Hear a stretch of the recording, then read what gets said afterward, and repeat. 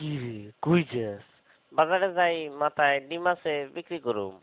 শুনলাম তুই নাকি বলদ, তো বাজারে যায় মাথা ডিম বিক্রি করবি কেমনে? এটা তুই বুঝবি না। তুই অত শুনলাম কম যাস না।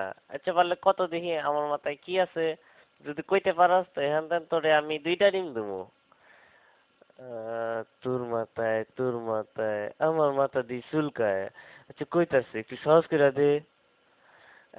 আমার মাথায় যা আছে এটার গায়ের রং সাদা, আর ভাঙলে কুসুম লাল হইতে পারে, আবার হলুদ হইতে পারে, আর কম না, কইলে বুঝা লইবি।